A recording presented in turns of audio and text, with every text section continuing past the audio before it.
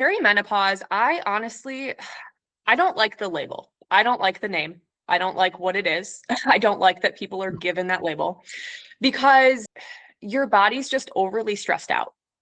It's your nervous system's dysregulated, you're stressed, you might not be eating enough, maybe you overexercise, maybe you eat enough, but you still have like nutrient deficiencies.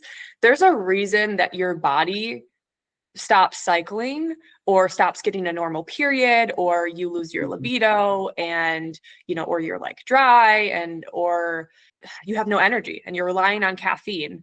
These things all happen for a reason. And I don't like that there's a label that makes people think it's normal or they just need to take hormones, because the truth is your body can balance out. Your body is incredibly smart. It knows how to heal, and you just need to do the things to get it back on track instead of labeling it. Welcome to my podcast, Over 40 and Fabulous, the show that helps you live your best life no matter your age. I'm Robin Thomas, a lifestyle and wellness expert and a community leader in holistic health. I'm the founder of Living Well Connections, a healthy living community that supports, educates, and empowers us all to make healthy decisions toward a more balanced and fulfilling life. Here in our community, we talk a lot about getting to the root of our health rather than just masking symptoms. Today's guest embodies that mission perfectly. Jade Alexis Como is a functional health and period recovery practitioner who understands the root cause better than most because she lived it. After losing her period for 2 years, Jade navigated her own path through nervous system support and functional labs to restore her health. Now she helps women who feel broken find their way back to balance. Jade, I was so happy to meet you on Instagram. It's been a lot of fun following you. And yes, I do. I love what you post, and I love your message. Before we get into a little bit more of that, I think it's very interesting to find out why you're doing what you're doing, and maybe a little bit of your own story. And if you could do that, I would love to know more. Absolutely. So my whole story, really, the biggest turning point for me and why I dove into health and restorative health and learning so much about the human body was because I had issues with my cycle, with my period. I went 2 years at the longest with no period. I had points in the past where I went 6 months without or 8 months without. And this is, technically called hypothalamic amenorrhea. And there are a lot of women that do also experience this. Like, say you're an athlete, very low body fat, you run, like you're super stressed out all the time. Like you just push yourself really hard. You're super driven. And that was me. Like I identified with that woman who was just super driven, and whatever I did, I was good at it because I was going to push really hard and I was going to make it happen. And I loved working out, but it became really obsessive. And I became obsessed with eating clean and, eating really healthy, what I thought, but I ended up restricting a lot, and it ended up turning into an eating disorder that I didn't know at the time. At the time, I thought I was being healthy. Everyone praised me for my discipline, but really it wasn't healthy. So that led to me losing my period for a couple of years. And before that, I went on birth control because of my missing period. I was on that for 2 years, and I didn't know at the time. I was 16 when I first went on it, and I didn't realize how bad it was for me. And my mom didn't know. So I just took the recommendation. I went on birth control, and eventually the point of it was because it was supposed to make me bleed, but it only worked for a certain amount of time. I stopped getting my period on it. I didn't even know it was false because I just didn't know. But I then learned that it was a false period and realized how bad it was. And I also stopped getting it. So I stopped taking it. And at that point, I really decided to dive deep into understanding why this was all happening, because I knew there had to be a reason.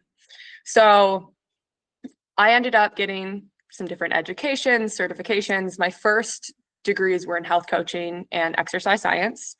And after that, I studied permaculture and herbal medicine.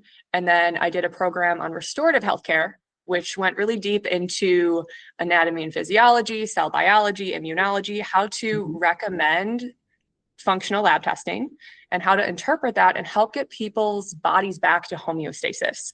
So that was like everything I dove into afterwards, as well as a ton of PubMed articles. And I ended up running labs on myself, found out my hormones were postmenopausal when I was 20. And Wow. yeah, it was crazy. I mean, I felt like Crazy.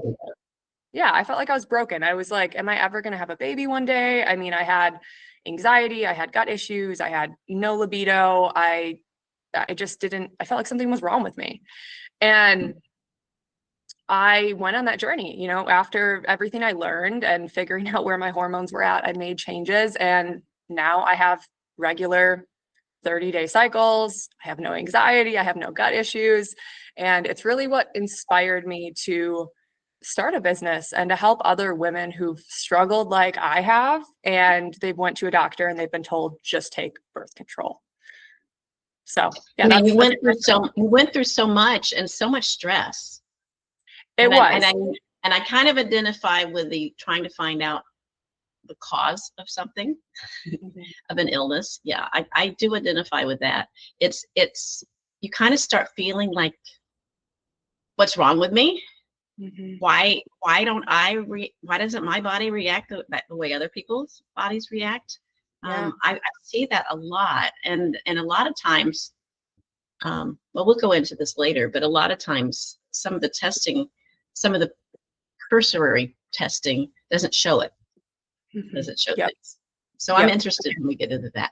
But so you're saying a lot of this was fueled by stress and by pushing yourself hard, and that is such a very, I see that a lot too. I see women in particular just pushing themselves. I'll get through it. I'll get through it this way. You know, I'll get through it. So how can you what is your first advice to people who are finding themselves in your situation? They've got a lot of stress. They're high achievers, and maybe their blood sugars are not balanced. You know, they're starting to get some of these symptoms that you talked about. What is your first step of advice for them? So my first step of advice would be to address what your stresses are, because most of the time, like when a woman is kind of in overdrive all the time and she's trying to get everything done, she doesn't really realize it because it feels so normal. Like she feels like, okay, well, I just get up at 5 every day and I get my workout in and I get my kids ready for school. And then I go to my job and then my kids have sports and then I have to come home and make dinner and clean the house and do all the things. And she doesn't really think she's stressed because she feels like it's just a part of her day-to-day life. It's not like, you know, someone passed away or someone got in a car accident or, you know, something crazy happened. It just feels kind of normal. So I think the first step is to really look at what you're doing on a day-to-day. Look at how busy you are. Look at how crammed your schedule is. And do you feel anxious throughout the day? Like, do you feel like you're always rushing? Are you always rushing from one point to the next point? Are you drinking 3 cups of coffee a day just so you can function and make it through the day? Are you sleeping well at night? Are you sleeping from like 7 to 9 hours a night and, you know, not consistently waking up? Are you waking up feeling energized? I'd really take an assessment of what your day-to-day looks like, what everything in your schedule looks like, and then I mean, also, again, with your period, like look at, do you have regular periods? Do you get a cycle that's every 25 to 35 days? That's pretty consistent, same day every month. That's not, you don't have a bunch of symptoms. Like, what does that look like for you? And then, you know, from there, you can start to see what you can change.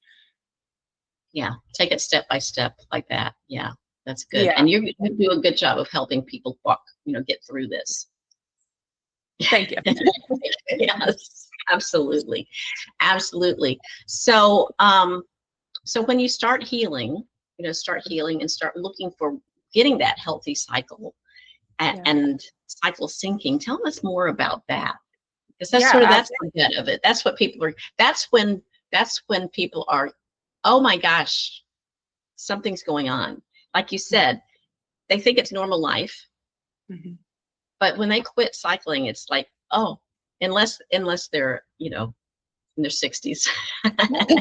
Yeah, for sure, for sure. But you might notice other signs, like you're not sleeping well, or you feel overwhelmed all the time, you know. Yeah, absolutely. For sure. So yeah, cycle syncing. So I think this is a huge game changer for women, because if you don't work with your cycle, you're really fighting your body's physiology, and you're not going to win. Like you can't beat it. Okay. So women don't operate the same way men do. Women have, let's just say on average, a 28-day cycle. Whereas men, they have a 1-day cycle. Their hormones are the same every day. Like their testosterone's the same. They have, you know, a little bit of estrogens, but they don't fluctuate like ours do. Okay. So you have to treat your body different at each point of your cycle to actually support your body so that you don't have a bunch of symptoms, so that you can sleep well and not be anxious and not have painful periods and all these things. Like we need to actually respect the body that God gave us and treat it how it needs to be treated, because the truth is we're not the same. Men and women aren't the same. So a good way to compare this is look at each phase like a season. Your menstrual phase is when you're bleeding. Okay, so let's look at that like winter. So what do you do in the winter?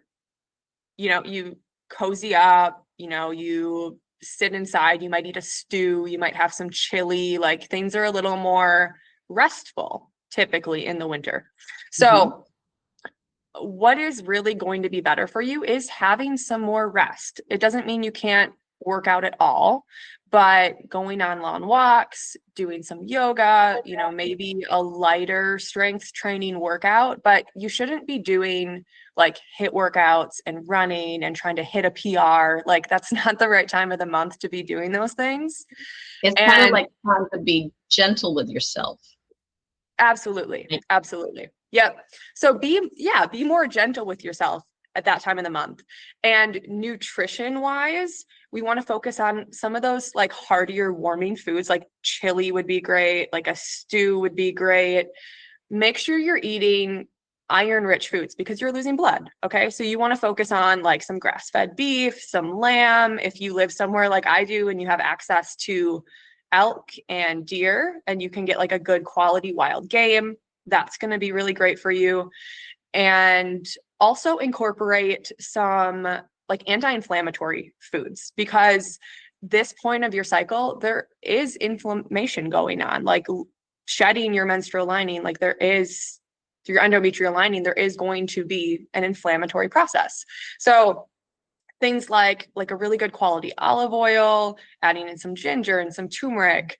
I like to make these little, like, I call them hot shots. So I will make like a really concentrated ginger tea and I'll put some garlic in it and I will do like some black pepper. And then once that cools down, I'll add a cold pressed orange juice. I'll add some fresh lemon juice. I'll add some apple cider vinegar, some cayenne, a little bit of Baja Gold sea salt or like a mineral rich salt.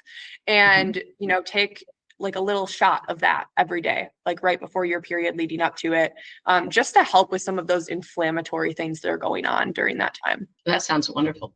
And you will have to add that little recipe. Yeah, for sure. Absolutely. I have it posted somewhere on Instagram, so I can share that. Oh, okay. And we'll share that. Yes. And then when we go into the next phase, so that would be your follicular phase. Now, this is where your estrogen is rising, so you have more energy. And this is a really good time. Like if you love working out and you like high intensity workouts, like this is when you can do those HIIT workouts. You can go on a run. Like if you want to you're trying to hit a PR, like this is the time to do that, to where your body can handle it, because your stress response is in a place that your body can actually handle doing those things. So your workouts can get more intense. And then as far as like your energy and your creativity, like your brain is functioning better at this point. So this is a really great time to like do your creative projects or think about big visions and things you want for the future. Like this is a really good time to do the creative work. And diet wise, we want to focus on healthy fats. So like a good quality olive oil, some free range eggs, some avocados, some olives. Those are going to be really great, as well as like fresh foods. So think of this as spring. Okay. So spring comes around and you're like, there's the fresh veggies. There's like, let's have some salads and like some veggies and some hummus, or, you know, the fresh things. Those are going to be supportive this time. You know, this is great. I love the fact that you refer to the seasons. Yeah. I'm very much into seasonal eating. That's the real, you know, the spring, the fall, you know, eating different things at the different times of year. But to think of your menstrual cycle as a change of seasons is something unique. I hadn't heard that before. Yeah. And if you think of it too, like, I just think it's helpful because if you think of it energy wise, like when you go into spring, like everyone wants to clean their house and do spring cleaning, and like you want to do more exercise, like you're naturally more motivated. So it just makes sense. Like this is the phase where you're naturally going to be more motivated. So then the next phase would be your ovulatory phase. So this is right around ovulation, and your energy will be like the highest at this point. So this is going to be, you know, a good time for those intense workouts, but also like you'll naturally feel more social. Like you'll feel like you want to go out and do things. So if you want to, like, say you want to go to a new dance class, or you want to go on a long hike somewhere, or, you know, social events, like business wise, great time for networking, great time to do a podcast. You know, it's a really good time to do some of those more social, higher intensity things in your life. And nutrient wise, really great things to support ovulation would be zinc rich foods. So like seafood's going to be really great, some wild caught seafood. And also doing like water rich foods to support your digestion, bloating, all of that kind of stuff. So like you could do like a chia seed pudding, or add some chia seeds to your yogurt, do like coconut water or some cucumber or some fresh fruit. Those will be some really great things that time of the month. And this is your summer. So Lovely, lovely. yes. Okay. And then the last one would be your luteal phase. Okay. And this is the longest phase of your cycle. Like on average, it's like 12 to 14 days, and it's right after you ovulate until you get your period. And this is pretty much everyone's least favorite phase, because if you do have hormonal symptoms, you're typically going to feel them in this phase. And you naturally have lower stress tolerance. So you feel stressed out easier. Your body responds to stress worse. So, you know, if you do have stress, you're likely going to be sleeping worse. Progesterone is supposed to be high at this phase, but if you are stressed, like progesterone is sensitive to that. Okay. So this can lead to estrogen dominance if you don't take care of your body in this part of your cycle. So what you want to do again, like this would be fall. And this is where, you know, you start like cozying up again, right? Okay. So you start doing a little bit more rest, more just like taking care of yourself. And, you know, you can still work out, but base it on your energy, you know, like walking and yoga and like a little Pilates, like those are going to be better because they're lower intensity, lower impact workouts. If you have the energy to do something a little more, like it's okay. I don't, you know, not ever lift weights in my luteal phase, but you don't want to be doing anything like super intense to where it's going to stress your body out, if that makes sense. And then, yeah, so nutrition wise, so we want to focus on magnesium rich foods, because magnesium is the first nutrient really that's depleted when you're stressed out. And again, you have a lower stress tolerance at this point in your cycle. So things like, my favorite is doing like a ceremonial grade cacao. I actually drink that all month long, but if you don't, it's great to add it in this time of the month. And some other things, like you could do like an organic cacao powder, add that to like a smoothie or something like that.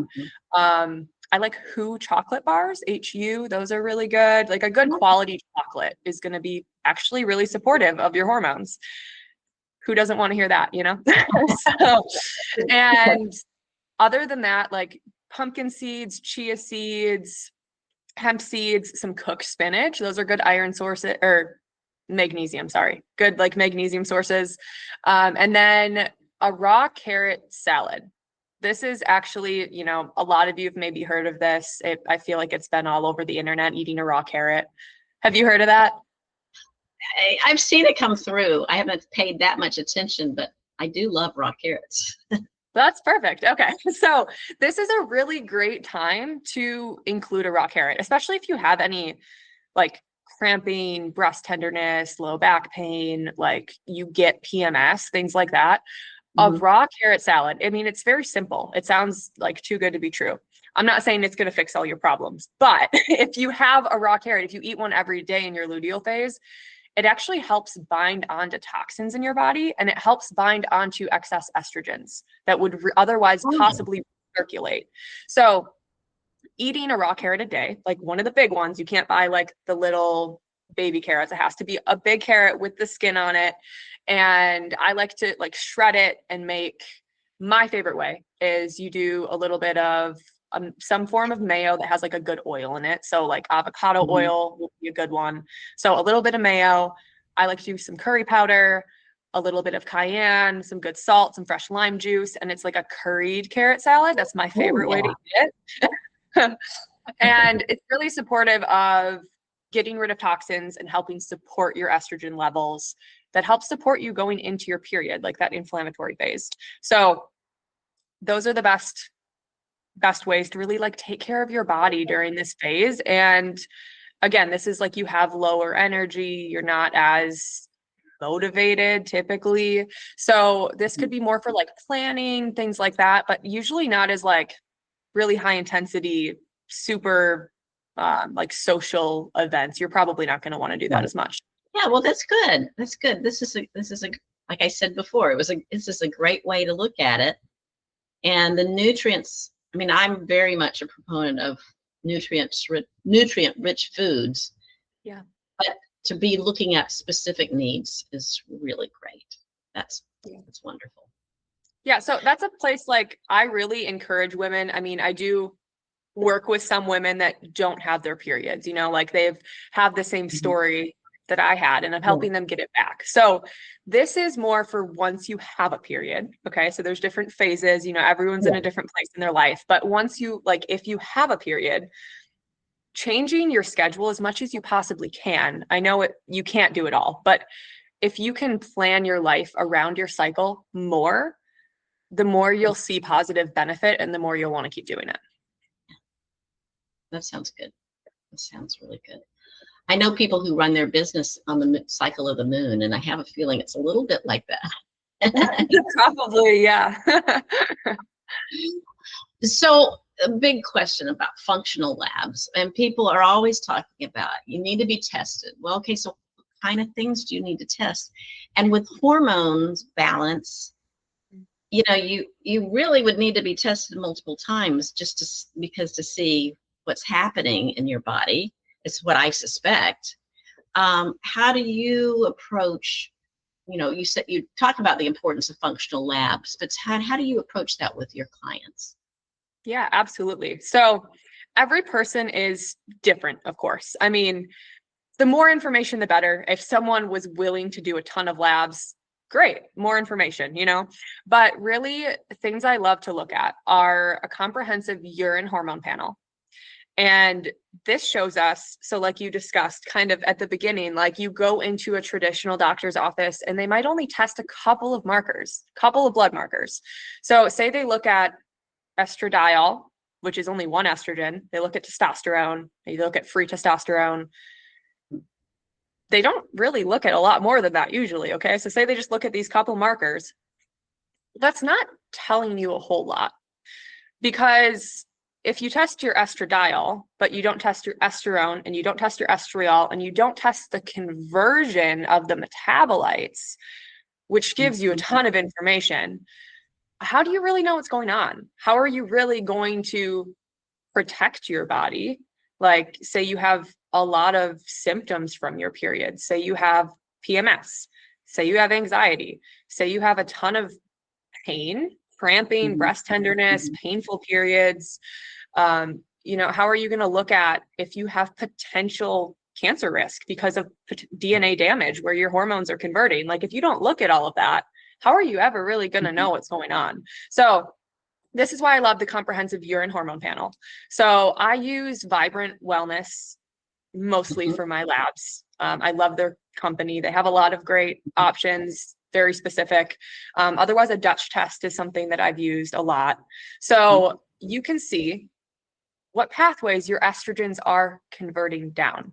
So it tells us, like I said, like it can tell us your physiology. Why are you having some of these symptoms? Well, it's because your hormones are all pushing down the wrong pathway. You know, we need to fix that. We can fix that with your lifestyle, with your nutrition, with managing your stress, and, you know, targeted supplementation, not just taking a random supplement off the shelf and hoping it works, you know?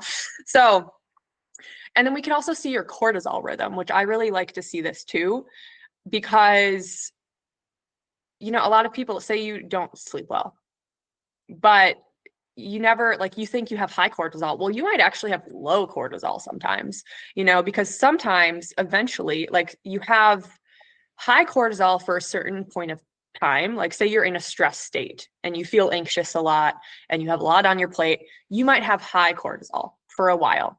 But eventually, say this goes on for months or a year or years, eventually your body doesn't produce as much. So eventually you have low cortisol. And that's a bad sign. Like, that's to the point that it got so chronic that now you have low cortisol, but you still think you have high cortisol, even though you don't. It's almost like burnout. Yeah. Cortisol burnout. Yeah. Yeah, exactly. So I think it's problematic to just assume something's going on with someone without actually knowing and seeing what their actual pattern is. So I really love that we can see these patterns. And then we can see, you know, progesterone balance too.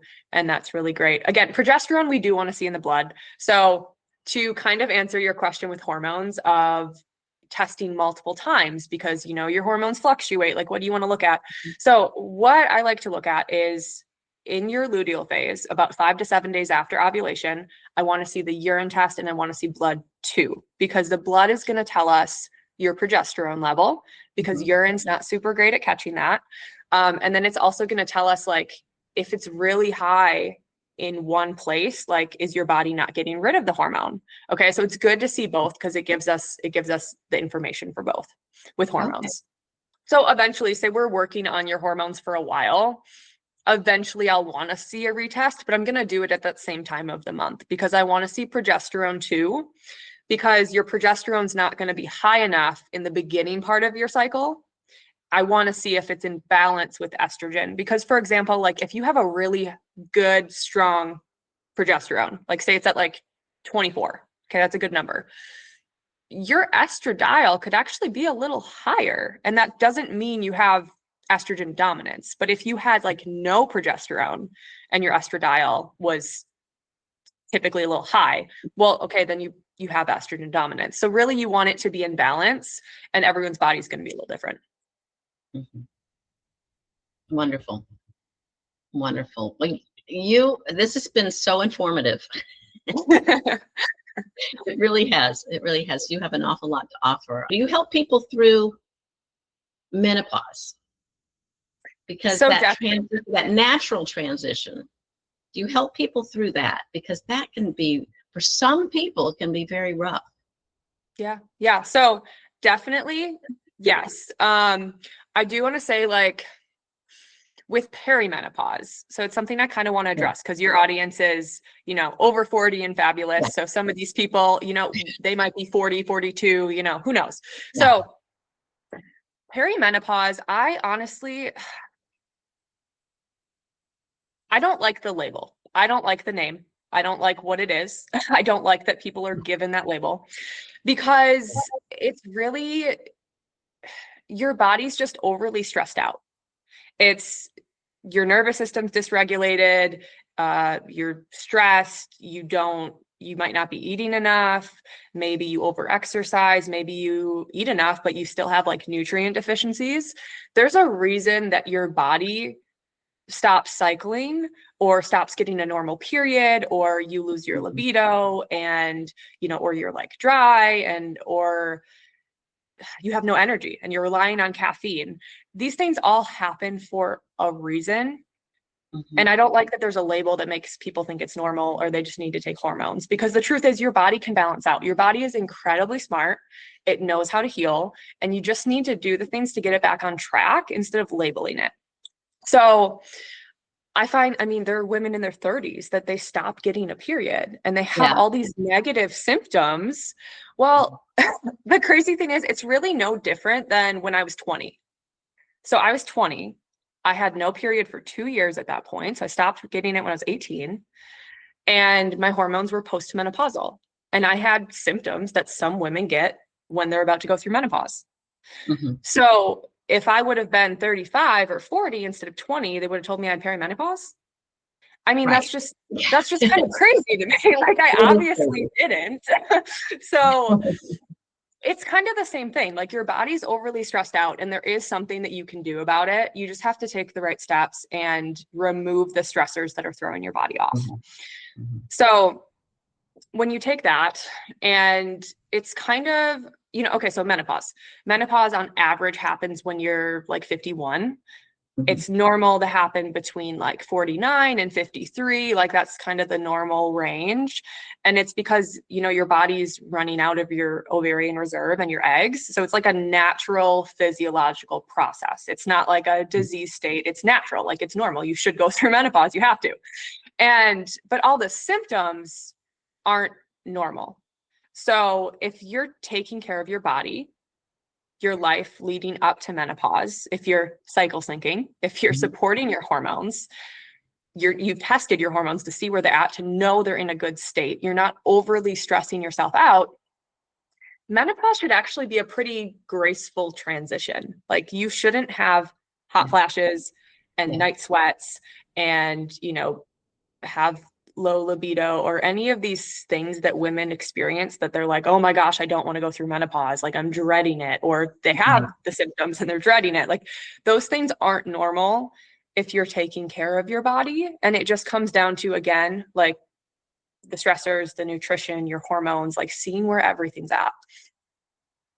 And back to what you said in the beginning, and now too, the stressors, not realizing how much stress you're really under. Mm-hmm. Mm-hmm. Or even if you do realize it, not thinking you can change it. Mm. That's very true. Yeah. Especially mothers. Yeah. For sure. For sure. Or caregivers. I mean, that's in my audience. I mean, they're many of them have been mothers or are mothers or mothers of children, little children, but they're also mothers of adult kids. Sure. And they're also caring for their parents, so I don't think I went through that, and I don't even think I realized how much stress I was under until I worked on it. Yeah. And that's the thing with, so like the weight gain with menopause too, because that's pretty common. Yeah. So the reason that happens, so we produce hormones 3 different ways. So your ovaries, your adrenals, and your fat tissue. So once you get to menopause, your ovaries aren't producing the estrogen that you used to produce. And now your adrenal glands, which are responsible for cortisol, they're responsible for your stress response. Your adrenal glands have to take over to produce the hormones. Now, you don't need as much as you used to need, but you still need some hormones. So your adrenal glands have to take over. Now, if they can't, because you are so stressed already, you're so depleted, that's why women gain weight, because your fat tissue will produce estrogen. So if your body has to put on fat to produce hormones, it's going to do it. So that is why so many women deal with that once they get to that phase too. Yeah, that's a toughie. I don't like it either. Well, this is wonderful. And is there anything else you wanted to make sure you spoke about? A few more labs that can be really beneficial. So like a comprehensive stool analysis that can tell us a lot about your immune system, about your hormonal health. Like if you have acne, like there's a lot of different correlations there. Okay. We can look at environmental toxins and heavy metals and nutrient status. So it's really important to get a full picture. We can look at mold, so depending on your symptoms, like I don't just test for hormones. It just depends on what's going on with your body. We can look at a really comprehensive picture. If you've had a lot of toxin exposure in your past, or maybe there's things in your lifestyle where I suspect it, that can completely throw your hormones off by being exposed to a lot of chemical toxins around you, even if it was from years ago. I mean, you can have toxins in your body that the only reason they're in your body is because your mom was exposed to them and they got passed down to you, and you can't get rid of them unless you actually do something to get rid of them. So it's just another thing to keep in mind is there's a lot of factors that actually affect all of this and your hormonal balance. And it's individualized too in certain ways. You're looking at symptoms, and you're looking at lifestyle, and yeah, I understand that. Yeah, that's great. That's great. But that was nice. That was a nice to know, because testing is important, but most of us like to know why. Yep. It's validation. It's validation. So you and I met on Instagram, so I definitely will share your Instagram account. Instagram's going to be the best place. Just follow me there, send me a DM, and we can get connected, get on a call from there moving forward. I can send you over any info you need.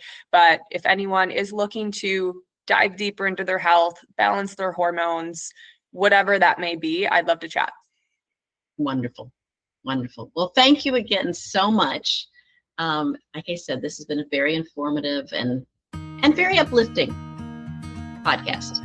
Awesome. Appreciate that. Thank you so much for joining me at my Over 40 and Fabulous podcast.